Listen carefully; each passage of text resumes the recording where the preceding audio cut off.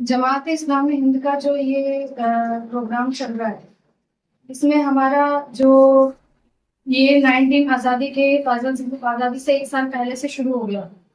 संविधान लागू हो गया था, हमें अथॉरिटी मिल गई थी इसको चलाने के लिए।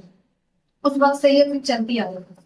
मरकज दिल्ली से हम लोग वहां से कनेक्ट हुए थे। इससे मैं खुद इससे 4 साल पहले कनेक्ट हुई थी। जब मुझे पता चला, जब मैं इसमें शामिल हुई तो मुझे पता चला कि अच्छी चीजें बुरी चीजों में फर्क करना कितना, नैतिकता जैसे वर्ड यहाँ पर उठकर आया है।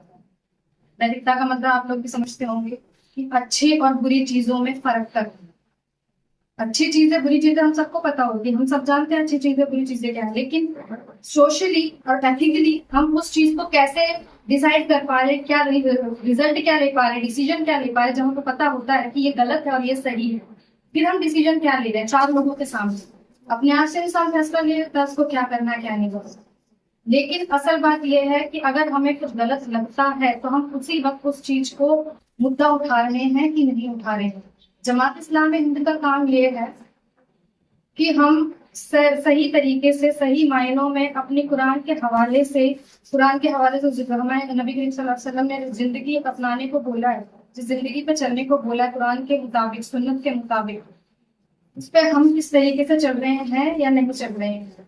हम लोग किताब पढ़ते हैं, कलाम पाक सब पढ़ते हैं, कोई तर्जुमे के साथ पढ़ता है। अब आपको पता होगा कि कुरान शरीफ 7 लैंग्वेजेस में आ चुका है। बाहर फॉरेन कंट्रीज में भी कुरान शरीफ पढ़ा जाता है। इवन हम तो ये कहते हैं हमें पता है तो हम वुजू के साथ कुरान शरीफ को हाथ लगाते हैं। जिन्हें नहीं पता वो ऐसे भी उठाकर उसको पढ़ सकते हैं। मोटिव ये है कि हम कुरान शरीफ को समझ के पढ़ें और उसके मुताबिक अपनी जिंदगी को। बुराइयां हैं और सारी सेम टू सेम ही है, लेकिन ये है कि कई जगह हम उन बुराइयों को रोक सकते हैं। जैसे मेवात में हम चाहते हैं कि बुराई को रोकें, और कई जगह ऐसा है कि हम उसे नहीं रोक सकते। तो जितनी हद तक हमारे हाथ है, हाल तो इंशाल्लाह मंसूबा तो यही है इंशाल्लाह कि पूरी दुनिया के तरफ ये चीज़ें पहुँचे हमारा जो हम जो ये काम करना चाहते हैं। मेवात की बात अगर की जाए तो बात यहाँ पे ये है कि एजुकेशन को लेकर भी बहुत सवाल है। एजुकेशन भी लड़कियों को जल्दी से नहीं मिलती है जहाँ तक मैंने जाना है। दूसरा, गलत चीज़ों में, गलत संगतों में लोग बहुत पढ़ रहे हैं। ड्रग्स के मामले सामने आ रहे हैं, पोर्नोग्राफी भी है इसमें शामिल, और केसेस कम है लेकिन है।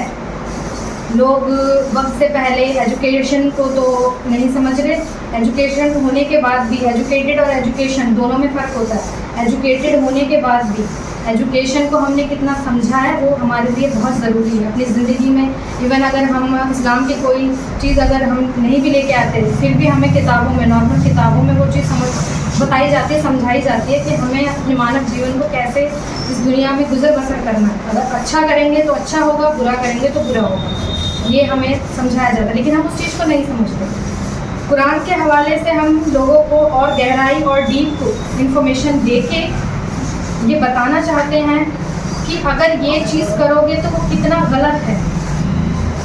इस चीज़ को हम बहुत सीरियसली लेके चलना चाहते हैं कि इस दुनिया को बनाने वाला, जिसने हमें बनाया है, उस दुनिया को चलाने वाला भी है। वो आपको देख रहा है, हर आपके एक एक सेकंड को गिन रहा है, नोट डाउन कर रहा है। आपका एक तरीके से सर्टिफिकेट ऊपर तैयार किया जा रहा है। अगर उस सर्टिफिकेट में कहीं भी कोई गड़बड़ होगी और रिजल्ट अगर आपका डेंजर आएगा, अगर आपका रिजल्ट में आप फेल हो जाते हैं तो वो सब जानते हैं, स्वर्ग और नर्क तो सबको पता ही है ना।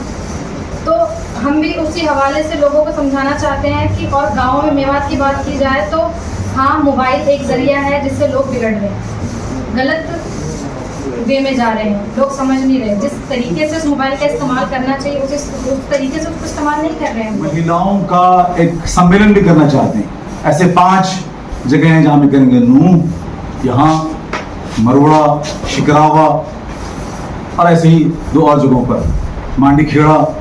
यहाँ हम महिलाओं के सम्मेलन करेंगे। इसमें हम सर्वधर्म महिलाओं को शामिल करने की कोशिश कर रहे हैं। ऐसे ही दूसरे फरीदाबाद, पलवल, सोनीपत, जींद, दूसरे इलाकों के लिए जहाँ जहाँ जमात इस्लामी की शाख है वहाँ इसका प्लान बनाया गया है।